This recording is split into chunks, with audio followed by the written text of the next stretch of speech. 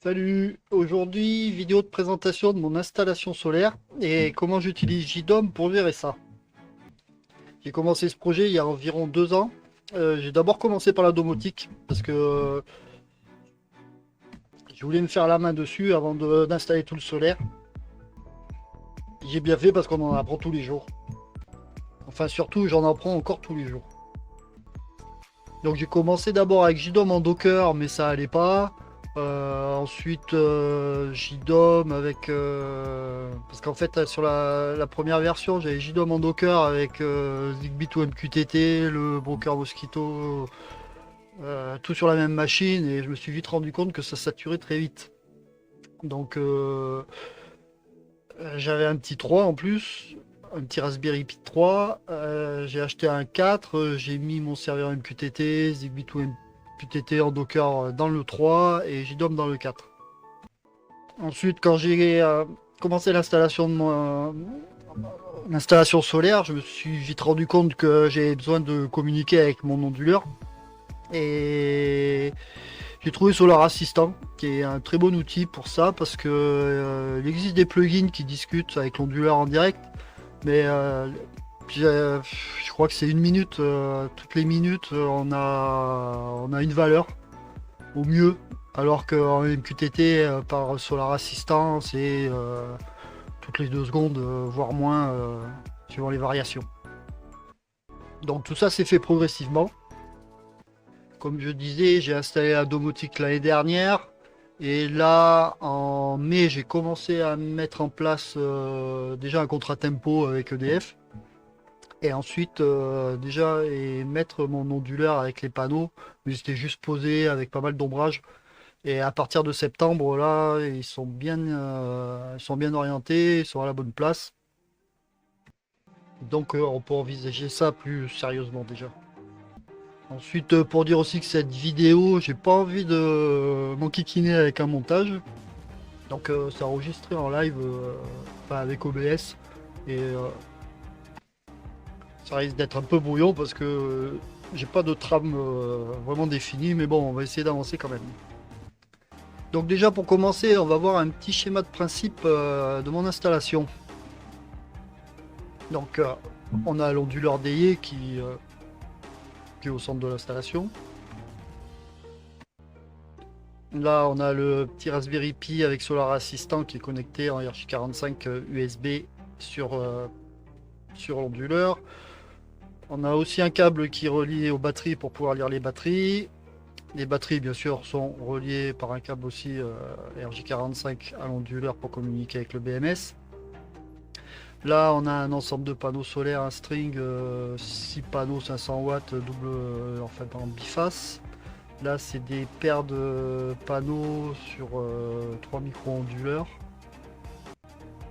Le tableau général, le compteur EDF, des petits Raspberry. Pour relier tout ça. Oui, depuis, j'ai relié aussi le Solar Assistant en RJ45, c'est plus fiable. La Livebox, système de caméra. Et là, toute la zone de délestage. Tous les appareils que je peux allumer pour délester justement le surplus. Ça, c'est un petit tableau que j'ai fait avec des ESP32 et des matrices LED qui m'affiche en direct sur un tableau toutes les données du lot, de la production, enfin un ensemble de LED qui me donne toutes les infos dont j'ai besoin sans être obligé de passer juste comme ça d'un coup d'œil dans un coin, on a tout. Donc comment ça marche? En fait, en ce qui concerne l'onduleur principal, Solar Assistant va récupérer toutes les infos euh, sur, euh, sur sa propre application. Je peux vous montrer Solar Assistant de suite.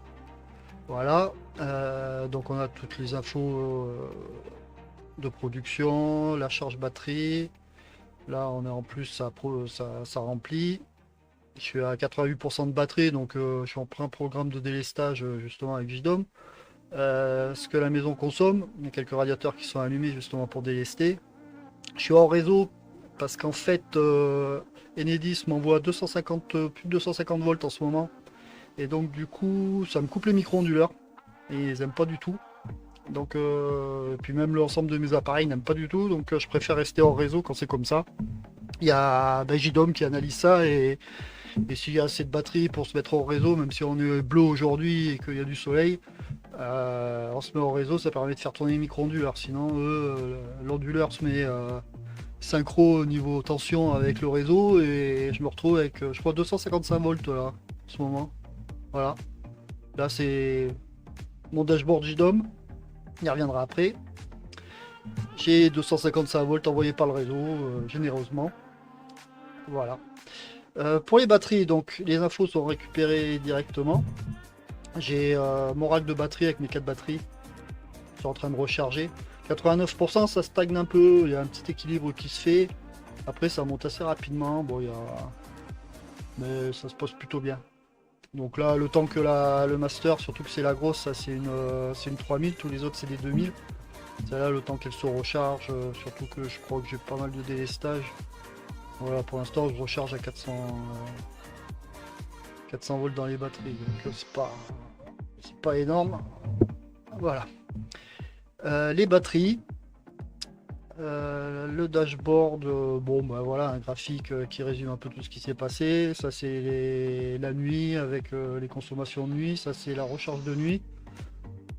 Il y en a eu besoin d'un peu parce que j'étais descendu assez bas, mais comme aujourd'hui il faisait beau, il m'en a pas trop remis pour partir pas trop fort ce matin. Je crois que je suis parti à un peu moins de 22%, un truc comme ça. Donc c'est pas mal parce que ça, avec tout ce que ça a fait. Là, je me suis un peu reconnecté au réseau. Bon, ça m'a coupé les micro-onduleurs. On peut le voir mieux là. J'ai fait, je sais plus pourquoi. Ouais, je me suis connecté au réseau. Les micro-onduleurs ont coupé. Toujours pour la même raison. Un petit récapitulatif de ce qui s'est passé sur le mois, sur l'année. Ça c'est le work mode dont on peut envoyer les données directement. Donc JDOM peut charger en MQTT d'envoyer et de modifier ces valeurs là en fonction de la météo du lendemain. Et pour le MQTT, on a ça là. Voilà, il est activé et donc si on revient sur le schéma principal, on a le petit 3 de Solar Assistant qui récupère toutes les infos en MQTT. Il les envoie sur le broker, le serveur, qui s'occupe de gérer toutes les infos MQTT, qui les distribue à JDOM. Et JDOM, pareil, quand il y a des commandes à envoyer, ils envoient par le serveur, qui sont envoyés à Solar Assistant, qui sont envoyés à l'onduleur. En particulier pour le work mode, et après toutes les infos que l'onduleur donne sont envoyées à JDOM pour gérer tout ça. Donc, mon dashboard JDOM, enfin c'est pas le dashboard, c'est le design. Parce que le dashboard, je vais vous montrer un peu comme quoi je l'utilise encore moins. C'est le bazar absolu, j'ai quasiment rien rangé, je me suis occupé d'études, savoir si elles étaient... Ça ne m'intéresse pas vu que je passe par le design. Donc c'est un petit plan que j'ai collé derrière, ça c'est ma maison sur 2 niveaux. Niveau supérieur, pièce à vivre. Niveau inférieur, les chambres. On accède par l'extérieur par un petit escalier. On rentre dans un sas. On voit que bon déjà tous les objets que j'ai là c'est que du Zigbee. Zigbee to MQTT. Le matériel est pas très cher, tout va très bien. On voit que déjà rien que sur la porte d'entrée on a un capteur de vibration, un capteur d'ouverture et un détecteur de présence qui sont pas activés quand je suis là, mais quand je suis pas là au moins il y a du backup. Ensuite on rentre dans la pièce principale avec salon cuisine, un petit WC, l'escalier qui descend au rez-de-chaussée, un couloir qui distribue toutes les pièces avec une chambre là, une chambre là, la salle de bain, la buanderie, un WC et cabine de douche. Sur mon dashboard, bon, je sais, il y a sûrement que moi qui m'y retrouve, mais là-haut, je peux même zoomer un peu, tiens, hop, j'ai un petit, donc j'ai le monitoring JDOM, Vu qu'il est tout seul sur sa machine, il est bien tranquille. Voilà, je dois redémarrer il y a 3 jours parce que bah, la mise à jour MQTT2, enfin Zigbee to MQTT2, j'ai dû rebooter quand même. Là, c'est toute la partie solaire. Donc il est 15h21, donc on est sur le retombant là. Ça produit 2 kilos. Ça, c'est mon string principal. Mes panneaux sur micro-onduleur. Donc, le string principal, la production de la journée. Et les radiations solaires qui sont données par ma station météo. Pareil, ma station météo connectée qui nous renvoie toutes les infos là avec les sondes de température, humidité, vent, pluie. Station entièrement connectée. À côté, comme j'ai l'Aveyron à 100 mètres de la maison, je récupère les infos sur Vigicru parce que quand je suis à 140 ici, il y a je suis pas inquiet, ça ne rend pas par rentrer dans la maison, mais j'ai un lac pas loin. Ensuite, pour revenir là, c'est mon programme de délestage justement qui m'allume certains radiateurs surtout quand j'arrive pas loin du 90% de batterie. Euh, voilà, ça régule avec le programme de délestage. Et c'est ça qui rend la chose très attrayante d'avoir tout domotisé entre autres. Mais pour le solaire, c'est pas mal. Donc là, on voit que je suis en réseau. La station... Parce qu'en fait, j'ai une ferme solaire pas très loin et on voit qu'elle produit bien parce qu'elle est en train de poutrer le poste de transfo. 256 volts, c'est pas mal, mais ils ont fait mieux. Ça, c'est ma pince ampère-métrique de l'onduleur. Donc, voilà, vu que je suis en réseau, le load de la maison, la charge de l'onduleur, comment dire, ouais, en fait, combien il est de sa puissance, quoi, à 30% de sa puissance, sa température, il a pas trop chaud, ça va. Ça, c'est une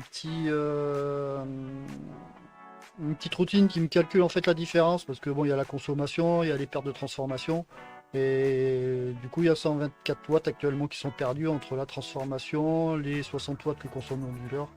Voilà, ça me donne en permanence ce qui n'est pas capitalisé, on va dire. Le chauffe-eau qui est connecté. Là il est éteint, il est suffisamment chaud, il n'y a pas besoin de s'en occuper. Il y a un petit humidificateur qui tourne pour le délestage. Les batteries, donc je remplis 6,5% par heure avec 680 watts, vu que j'ai 10 kg. Je suis à 90% de charge. Le contrat tempo qui me donne le jour la veille. Mon petit téléinfo qui récupère le cumul des consos de mon compteur en direct, plus les jours, heure pleine, jour bleu, aujourd'hui, demain, il ne sait pas encore, on le sait que ce soir en 8h. Ensuite, qu'est-ce qu'il y a d'autre intéressant? Là, oui. Donc là, c'est ce qui va me calculer mes heures d'ensoleillement de J+1, J+2 et de la journée. Donc en fait, et il me donne aussi un estimatif de la production. Bon, on n'en est pas loin parce que il m'a estimé 17 kg. J'en suis à 16,3. Il est 15h30, ouais, encore une demi-heure et puis après c'est fini. Hein. Pour demain, ben, ça sera à peu près pareil. Et après-demain, un peu moins. Mais bon, voilà. Donc en fait, c'est pas mal de récupérer ces infos. Ça me permet de calculer le soc du lendemain en fait. C'est donner une petite routine qui me calcule ça en fonction de ces paramètres-là, de la charge batterie et de l'ensoleillement du lendemain. Voir s'il peut délester un peu la nuit pour en profiter un maximum et remplir un maximum au solaire le lendemain. Bon, demain on est rouge, ça tombe bien, il fait beau. On va pouvoir partir autour de 30 degrés, je pense, demain. 30% demain et voilà. Ça c'est un onduleur PC sur lequel j'ai tous mes Raspberry. Enfin, normalement il y en a même deux, mais bon là ça me donne l'état d'un pour savoir si tout va bien. Et ensuite bon ben de la domotique avec des ampoules qu'on allume, qu'on éteint, des historiques. Oui, petite particularité, j'ai mis des sondes Zigbee dans mon frigo et dans mon congélateur. Ça me renvoie les infos. J'ai eu un historique. Ça sert pas à grand chose, mais voilà. Et puis un petit capteur de porte sur le frigo aussi pour savoir si la porte n'est pas restée ouverte. Ça peut être utile, ça lance des alertes. Voilà. Euh, pour finir, je peux vous montrer vite fait le MQTT, comment ça se passe. Euh, Là, je sais pas si tout est renvoyé en assistance Solar Assistant par exemple. C'est lui qui nous intéresse en particulier. Donc voilà, ça se présente comme ça. En fait, c'est ce qu'on appelle des topics avec des sujets. Et donc, par exemple, si on veut avoir les infos de grid. Oui, pour finir, ce que je peux vous montrer, c'est MQTT Explorer.